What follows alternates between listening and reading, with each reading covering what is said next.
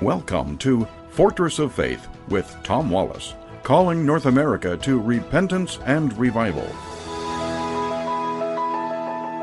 We're back once again at the corner of truth and courage. You're listening to Fortress of Faith. This is Tom Wallace.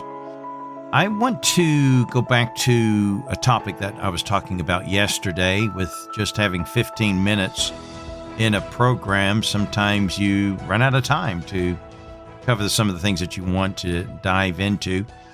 And yesterday I was talking about, will America recover from its stupidity?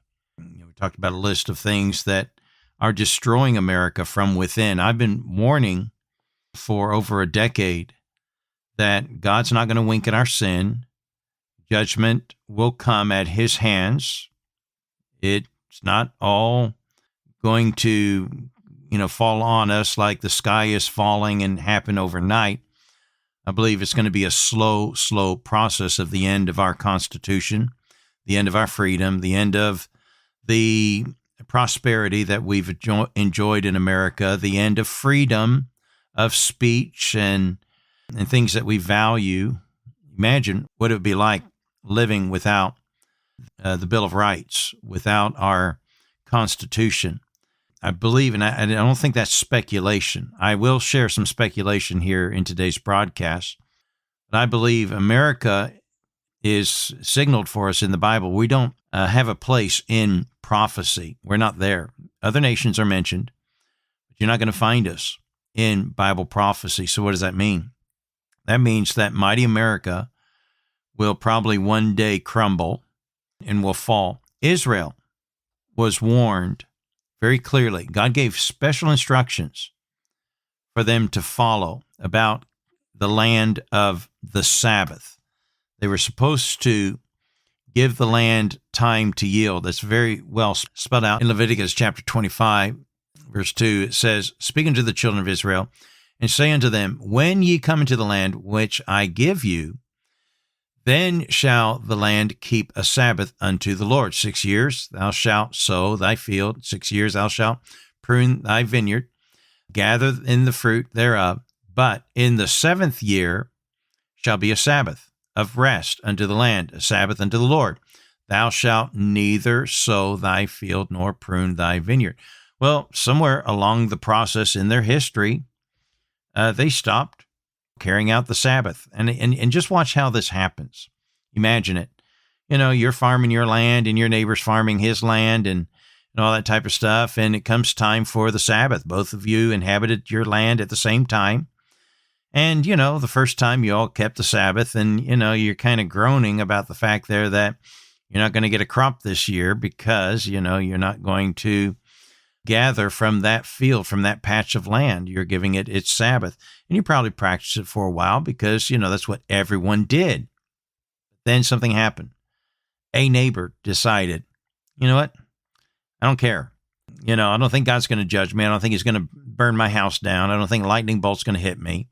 And I need the money. So I'm going to go ahead and plant and harvest in the 7th year, in the year of Sabbath.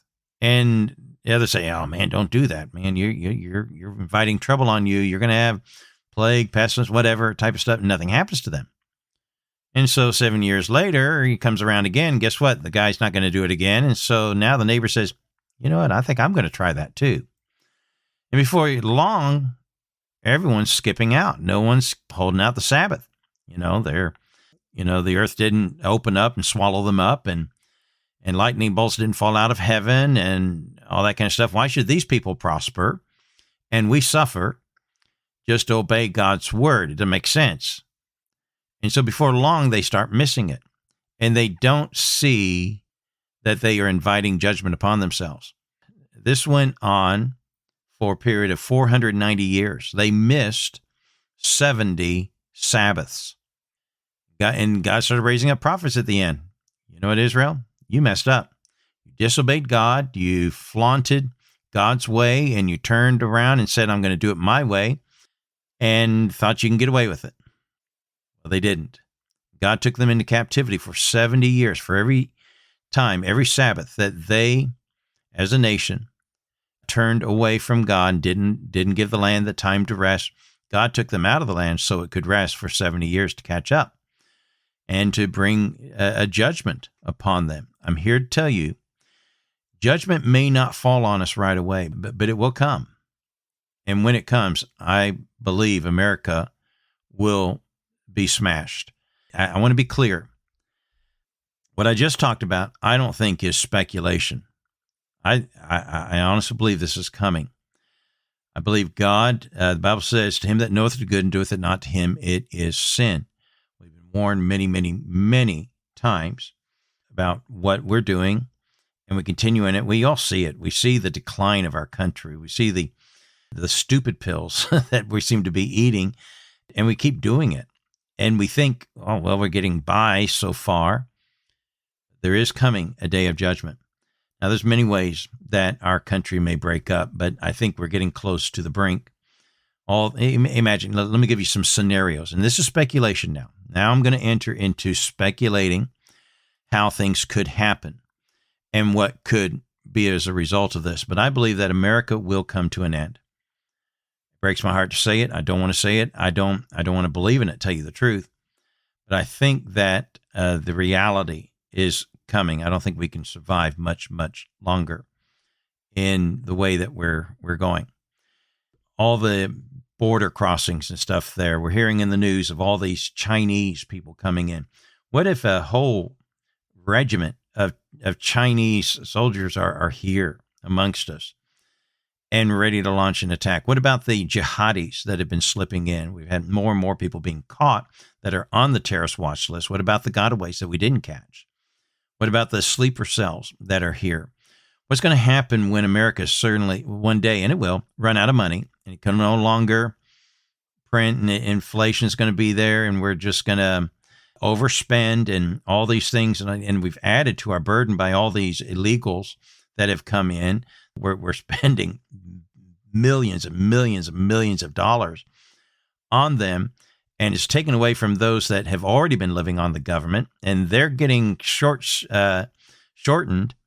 And sooner or later, there's going to be fighting in the streets over that. We're already starting to see the squatting and other issues and stuff more and more happening, and the criminals coming in.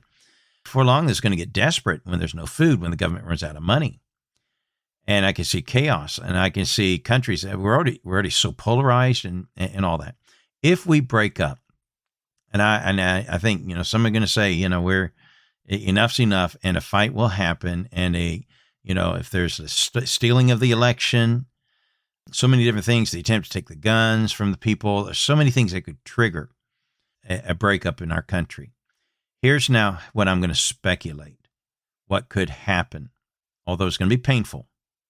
I think that the Constitution may come to an end.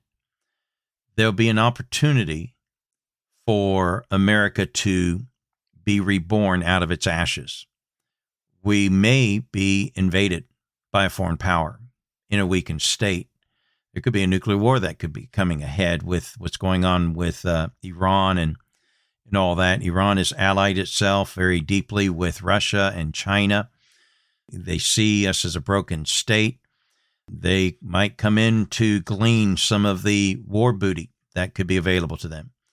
Nations have fallen and rebuilt themselves again and again and again. It's not maybe how it once was, but they do kind of come out of the ashes. Some fade away into something else and get absorbed elsewhere. I speculate that America will probably break up into 3, maybe 4 countries. I think we're going to have the East Coast will break up into, let's give it a name, the Eastern Socialist States of America. These are the ones that want socialism.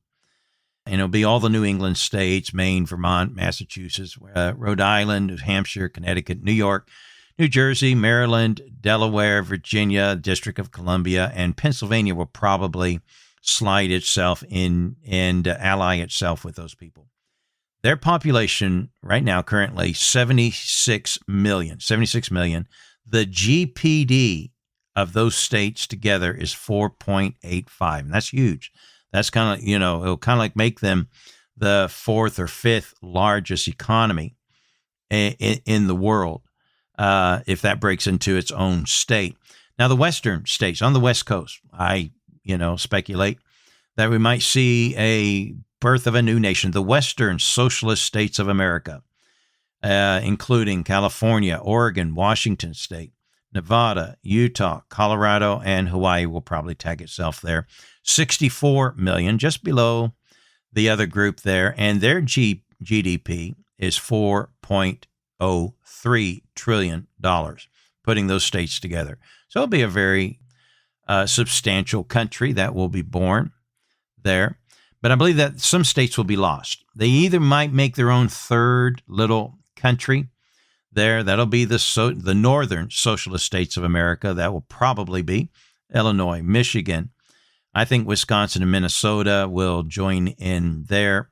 Wisconsin may not want to go, but I think they'll be annexed and stuff there. 34 million population, $1.94 trillion GPD in those countries. So those are the three countries that will probably take on. We like socialism. We like a dictatorship, maybe, and I think they will be picked off perhaps by some foreign powers.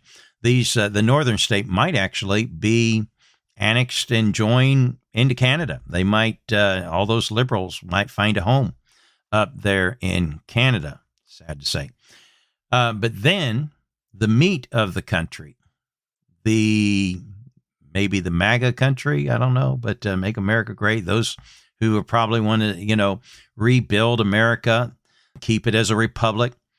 And so I think we may see the birth of Constitution 2.0, the United Republic States of America. And that would bring us all the other states that I haven't mentioned there, but it would include some big ones like Florida and Texas. They alone would be a huge, huge thing. Bring us a population, bring the United States down from over 300 million down to 164 million, and a GDP still leading the world at 7.87. The states will battle it out for the armies and the military weapons and the nukes and all that stuff, and they'll divide them accordingly, and there'll be some fighting and wars probably within before they come together. But what am I saying?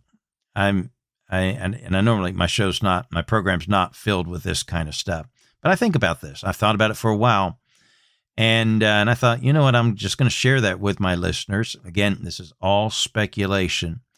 What's my point though in this? My point is this: this may never happen because the rapture might come first, and we may never have to worry about this. But what if the rapture isn't in our time and we still have to wait? America's not probably going to hold together that long.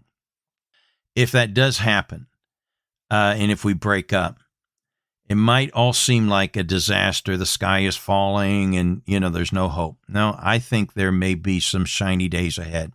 It'll be hard. It'll be difficult. America will never be what it is today. But I think that there will be still a land of the home of the free and the brave, a bit battered and bruised, a little smaller than what it was, but it will probably stay in the homelands of our country. I hope that we can fix some of the mistakes that we've made by not being clear in our Constitution. We thought it was clear enough, but apparently we're going to make it clear. No, you don't kill babies. No, men marry women, not marry men. And we'll fix some of the ills that have been going on. Yeah, we're a Christian state. We're going to be clear on that. Well, those are my ramblings for today, and I hope it might give you some pause for thought. That's it today. Join us again tomorrow at the Corner of Truth and Courage. God bless you.